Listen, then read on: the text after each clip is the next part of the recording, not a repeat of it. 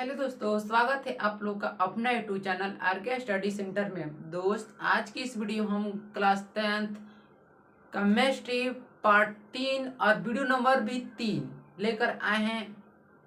इसलिए मैं 4 part 5 part video upload कर चुका हूं। अब मैं 3 पार्ट आया हूं। ओके, फिर 2 पार्ट फिर 1 पार्ट अपलोड करूंगा। इसलिए वीडियो को शुरू से अंत तक देखिए, क्योंकि आपको ज़्यादा से ज़्यादा सीखने को मिलेगा, मैं गारंटी देता हूँ।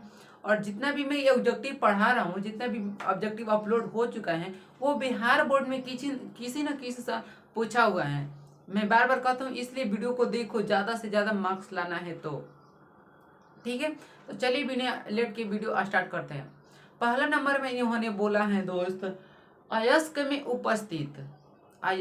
उपस्थित अशुद्धि को क्या कहते हैं। हमें बताना है कि जो अयस्क में उपस्थित अशुद्धि मतलब गैंग मतलब अशुद्धि पदार्थ क्या होता है। जैसे पानी में नहीं कहते कि अशुद्ध पदार्थ है, अशुद्ध है। वो तो छानते हैं, पानी को गर्म करते क्या, तो अशुद्धि पदार्थ बाहर निकल जाता है ना। वही सेम इसमें है कि अयस्क में उपस्थित अशुद्धियों को क्या कहते हैं, हमें बताना है। ठीक है, पहला बोला निष्पातन। अच्छा, बी बोला भर्जन, सी बोला गैंग और डी बोला इनमें से कोई नहीं। तो भाई अयस्क में उपस्थित अशुद्धियों को क्या कहते हैं। तो निष्पातन तो ये ऑक्सीजन की उपस्थिति में होता है, भर्जन वायु की अनुपस्थिति में, और गैंग तो वो है, राइट आंसर होगा गैंग।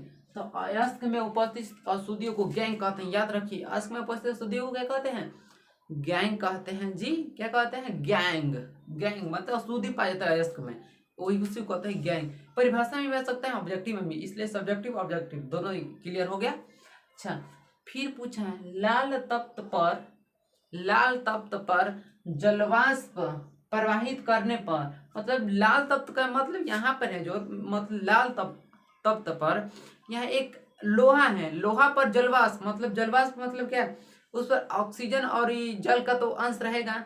अच्छा, जलवाष्प प्रवाहित करने पर कौन सा यौगिक बनता है, हमें बताना है कि जलवाष्प पर जब हम लोग लाल तप्त पर जल वाष्प प्रवाहित करते हैं तो बताना है कि उस यौगिक का नाम क्या होता है, जो बनता है उस यौगिक का नाम क्या है। ओके, पहला में बोला एफईओ मतलब फेरस ऑक्साइड। अच्छा, Fe2O3 अच्छा, फिर Fe3O4 ये जब लगता है मैग्नेटाइट, हेमाटाइट मैग्नेटाइट जगह Fe3O4। और डी नंबर पूछा Fes मतलब फेरस सल्फाइड एस्ले सल्फाइड, एफी से फेरस मतलब फेरस सल्फाइड। अच्छा, तो लाल तप्त पर जलवाष्प की मात्रा प्रवाहित करने पर कौन सा यौगिक बनता है, तो बनता है Fe3O4। कौन सा यौगिक बनता है, Fe3O4 बनता है। ओके, कोई डाउट है। अच्छा, फिर पूछा है जस्ता एवं हाइड्रोक्लोरिक अम्ल। देखिए हाइड्रोक्लोरिक अम्ल, इसका फॉर्मूला भी मैंने लिखा है HCl। हाइड्रोक्लोरिक अम्ल का फॉर्मूला HCl, हाइड्रोक्लोरिक अम्ल का फॉर्मूला HCl। ये हमारे पेट में अग्नाशय में क्या पूछता है कि हमारे पेट में कौन सा अम्ल स्राव होता है, जी हाइड्रोक्लोरिक अम्ल। तो देखिए एक क्वेश्चन से दो क्वेश्चन मिल रहा है, दोनों के आंसर भी मिल रहा है। पूछ देगा कि हाइड्रोक्लोरिक अम्ल का फॉर्मूला क्या है जी, तो HCl। हमारे पेट में कौन सा अम्ल स्राव होता है, तो हाइड्रोक्लोरिक अम्ल स्राव होता है। अच्छा, कि अभिक्रिया हाइड्रोक्लोरिक अम्ल की अभिक्रिया के फलस्वरूप कौन सा गैस उत्पन्न होता है, हमें बताना है। जब जिंक जस्ता और हाइड्रोक्लोरिक अम्ल को अभिक्रिया कराई जाती है तो हम बताना है कौन सा गैस उत्पन्न होता है, मतलब कौन सा गैस निकलता है, ये हमें बताना है। अच्छा, पहला दिया CO2, ये बोला CO2। अच्छा, बी बोला N2। अच्छा, सी बोला H2 और डी बोला SO2। अच्छा, देखिए सबको क्या पढ़ते हैं, इसको बोलते हैं कार्बन डाइऑक्साइड, इसको बोलते हैं नाइट्रोजन गैस, इसको हाइड्रोजन गैस, इसको बोलते हैं सल्फर डाइऑक्साइड। और एक बात बता दो दोस्त, कोई भी जब किसी गैस का नाम आ गया, मान ली कोई पूछते कि ऑक्सीजन गैस का फॉर्मूला बताओ, तो आप बताएं, ओ लिखकर ऑक्सीजन उसमें 2 जोड़ देना, मतलब क्या, जब भी कोई गैस का नाम ले लिया तो उसमें दो परमाणु होता है। कोई इसने पूछा नाइट्रोजन, नाइट्रोजन गैस का फॉर्मूला बताओ, आप बताइएगा N2। ओके, जब भी गैस का नाम ले लिया तो 2 आएगा। ओके, तो अब बताना है इसमें कौन सा गैस उत्पन्न होता है जी। तो हाइड्रोजन गैस उत्पन्न होता है। कौन सा गैस? हाइड्रोजन अम्ल। बार बार हमेशा इसको याद ही रख लीजिए, अभी से अभी इसको याद कीजिए कि कोई भी अम्ल धातु से अभिक्रिया करता है तो हाइड्रोजन गैस ही उत्पन्न होता है। कौन सा गैस?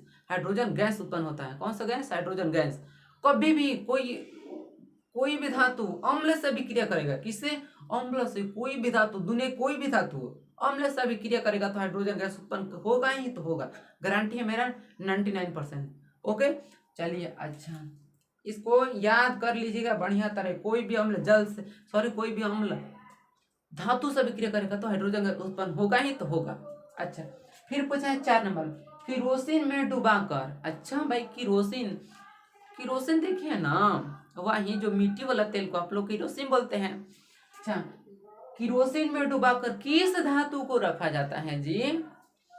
किरोसिन में डुबाकर किस धातु को रखा जाता है? ए बोला सोडियम। अच्छा, सोडियम को रखा जाता है। अच्छा, बी बोला पोटेशियम, बी बोला पोटेशियम। अच्छा, सी बोला मैग्नीशियम और डी बोला बेरियम। तो हमें बताने कि मिट्टी में किरोसिन तेल में किस धातु को डुबा कर रखा जाता है, मतलब उसके अंदर डुबाकर। अच्छा, तो क्या हो गया इसका आंसर? क्या होगा बोलिए जल्दी से। इसका आंसर होगा सोडियम।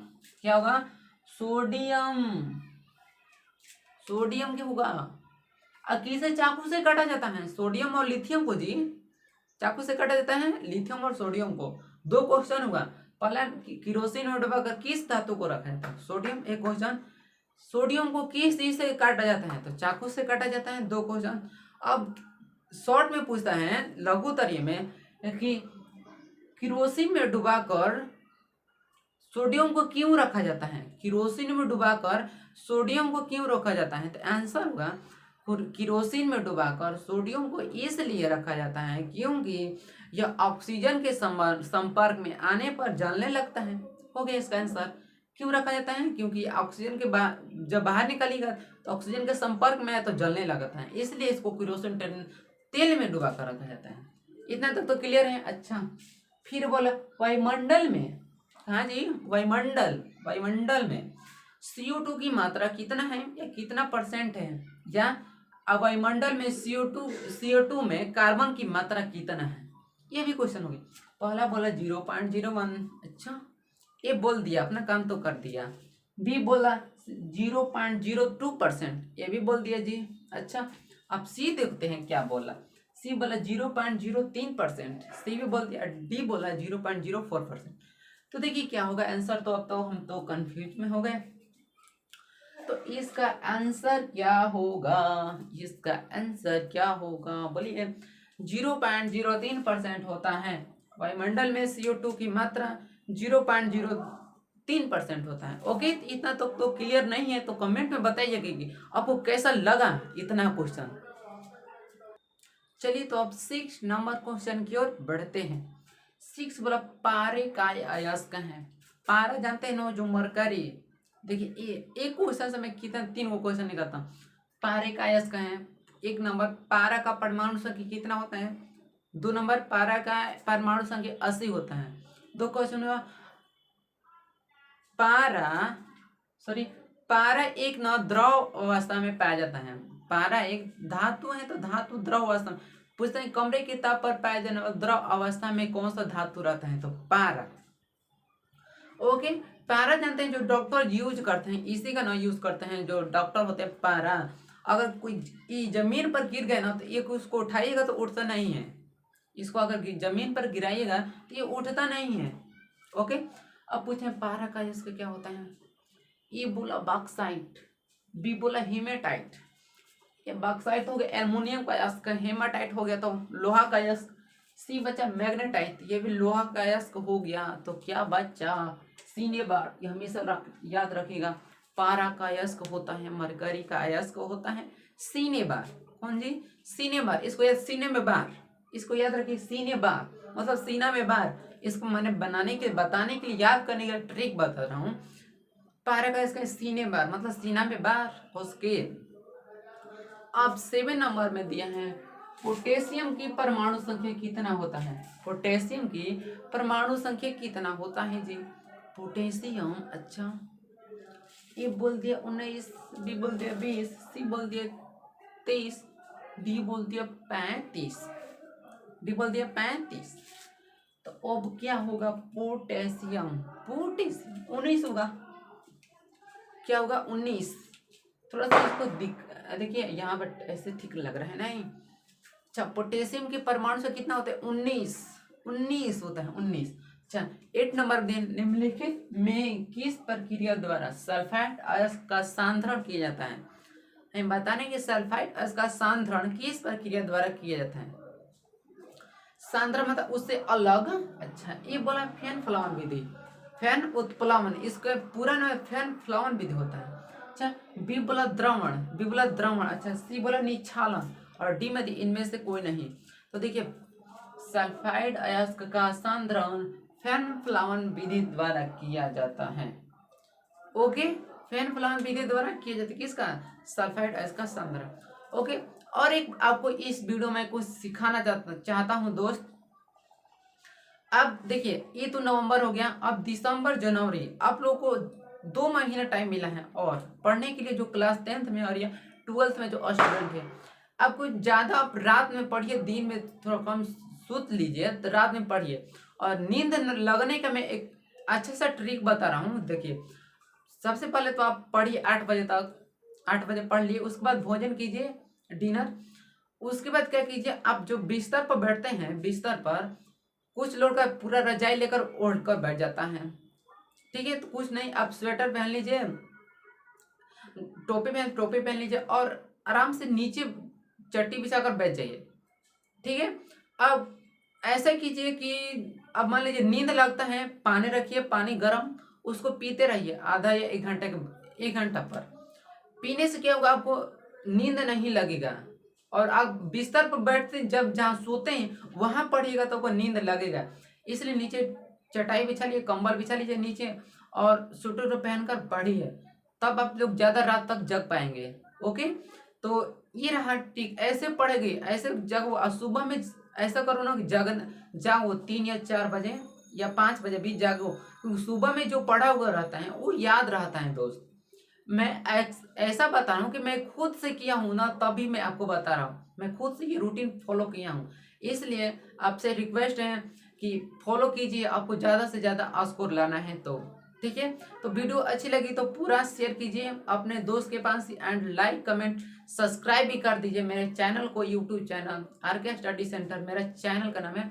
तो आशा करता हूँ कि आपको जितना भी मैंने 8 ऑब्जेक्टिव पढ़ाया, 8 नहीं, इसमें तो 2-3 और मैंने बता दिया। तो कैसा लगा ये आप कमेंट में बताइएगा। थैंक्स फॉर वॉचिंग एंड जय हिंद जय भारत।